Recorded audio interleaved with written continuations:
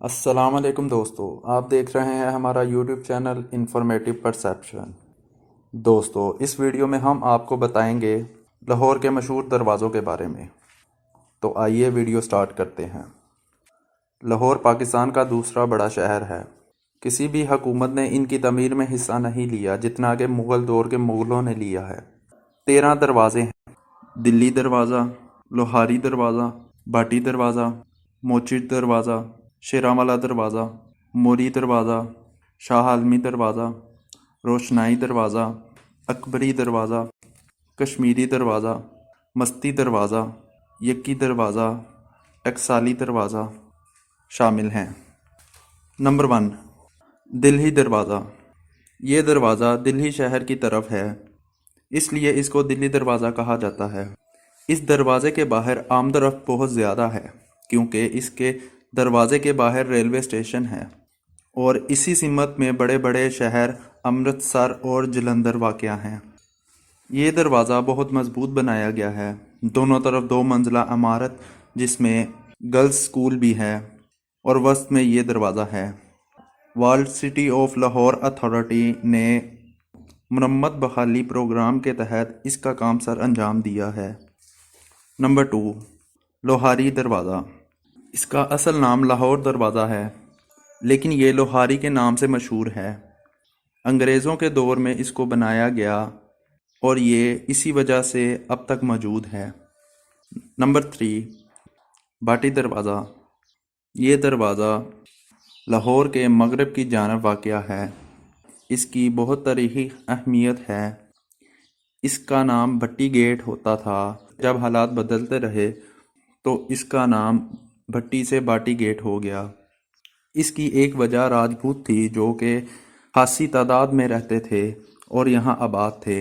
مشہور مصنف شجاعت احمد نے اسے لاہور کا چیلسی قرار دیا، جو لندن کے چیلسی سے تشبیہ دی ہے۔ علامہ اقبال کی رہائش بھی ادھر تھی۔ نمبر 4، موچی دروازہ۔ اس دروازے کا نام اکبر کی حکومت کے ہندو محافظ کے نام سے بنایا گیا تھا۔ انگریز دور میں یہ دروازہ گرا دیا گیا تھا، لہٰذا اس دروازے کا وجود اب نہیں ہے۔ نمبر 5، شیراں والا گیٹ۔ اس دروازے کو مہاراجہ رنجیت سنگھ نے تعمیر کروایا تھا۔ تعمیر کے بعد 2 شیروں کے پنجرے اس میں رکھے گئے تھے، اس لیے اس کا نام مشہور ہوا۔ یہ دروازہ اب بھی موجود ہے۔ نمبر 6، موری گیٹ۔ یہ دروازہ سب دروازوں سے چھوٹا دروازہ ہے۔ یہ دروازہ اب موجود نہیں ہے۔ نمبر 7، شاہ عالمی دروازہ۔ یہ دروازہ اورنگزیب عالمگیر کے بیٹے محمد معظم شاہ عالم کے نام سے مسنوب ہے۔ قیام پاکستان کے بعد یہ دروازہ جلا دیا گیا اور آج صرف اس دروازے کا نام ہی زندہ ہے۔ Number 8، روشنائی get. اس دور میں شام کے وقت نمازیوں کے لیے روشنی سے منور کیا جاتا تھا، اس وجہ سے یہ روشنائی دروازہ کہلایا جاتا ہے۔ یہ واحد دروازہ ہے جو اب بھی اپنی اصل شکل میں ابھی بھی موجود ہے۔ نمبر 9، اکبری دروازہ۔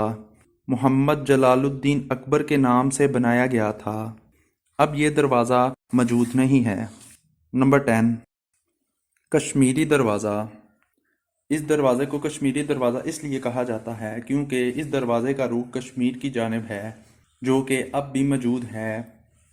نمبر 11، مستی دروازہ۔